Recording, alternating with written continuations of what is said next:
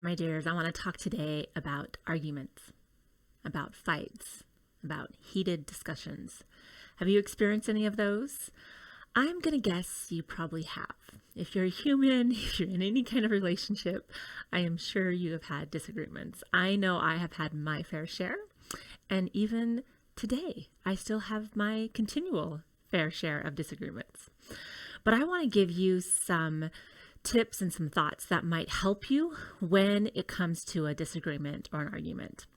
I want to share with you 4 things that are potential and popping up when it comes to having a disagreement with someone.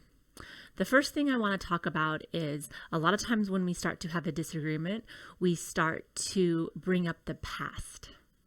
Have you noticed that? We start to go, well, you have done this before. I remember when you did this. Why aren't you doing this now? You used to do that. Or even for yourself, right? I used to be good at doing this and now I don't do anything like I used to do. And we bring up the past and we use it as evidence as to why the problem is where it is right now today. We kind of use that and say, well, this is what's happened in the past. And so that is one thing to keep in mind when we go into a heated discussion, is that bringing up the past is something that our brain likes to do because it likes to prove stuff to us. So it wants to show you that this happened before and this has happened and you've done this. So just be aware of that. The second thing that I want to bring up is that a lot of times we compare. So along with the past, kind of comparing where they are right now to the past, we also can compare to other people. We can compare to what they said they're going to do and they haven't done yet, right? We can compare to ourselves, like what I said I was going to do and I haven't done that yet. Something must be wrong with me because I'm not doing what I said I was going to do. So we go through comparison, or we go, well, that person's doing this well, or their husband does this, or their significant other does that. You don't do this for me. So we go into comparison mode, or we even compare like family members. We'll say, well, your mom does this. You're acting just like your mother. Your father's stubborn and so are you. You're just as stubborn as your father. So we go into comparison. And again, realizing we want to do that because we want to prove of a problem. Because that's what our brain likes to do. It likes to show us that there is a problem. And instead of focusing on what the discussion and topic was at hand, we go into other areas of life and we start to bring up stuff. So we will compare and we'll bring up the past. Another thing is that we will just show what the problem is. Like, this is the problem. There's no solution. We will actually reinstate the problem more and more, and that there isn't a solution, that we're not going to be able to agree on this, that this isn't going to work. I don't like talking to you like this. We'll have to talk about it later. So these are the things that we start to do when it comes to an argument. We want to say that, there's just no way this is going to work. There's just no solution to this. So we keep on, again, kind of compounding the problem, and we find even more problems with the comparison and with the past. We start to do that as well. And then we also like to kind of go into the spot where we predict. We predict what's going to happen in the future. Like, oh, well, you're going to do this, but what really is going to happen is you're going to repeat the past again. So we'll even go into prediction mode. And so we'll start to say, well, you say you're going to do this and you've said this before, but you've told me in the past that you haven't done this. And then we go into another comparison. So these are things that we are most likely going to do. I do them too when it comes to an argument, when it comes to a disagreement. We want to bring up everything into the story. And this is how, for some reason, we feel like we're going to prove something. And I want to offer you that when we start to do that, what we're doing is we're seeing the world as being black or white instead of all kinds of colors and options. What we're doing is we're saying that this is what is happening, right? This prediction of what's going to happen, the past of what's happened, the comparison, all these different things, the problem that's not going to get solved. We are saying that this is the thing and then that there's no solution, or this is the solution, this is the only solution, and this is the problem. Instead of thinking that there could be multiple solutions to this problem, or we could be blowing it out of proportion.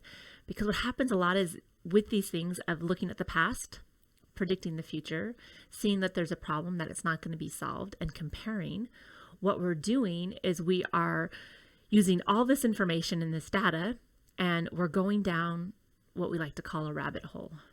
We're going into a spot where we are veering away from actually what the problem was to begin with because of maybe an emotion, maybe a thought we have, maybe what we think it might mean that we might have to do or what they might have to do in order for us to maybe come to an agreement. And because that's in our face and that's right up front, we start to choose all these different options instead. Now, just sitting still and seeing that that could be a possibility of what would be present with what the problem is at hand. And find out, are they looking for a solution, or do they just want to be validated and heard? What's going on here?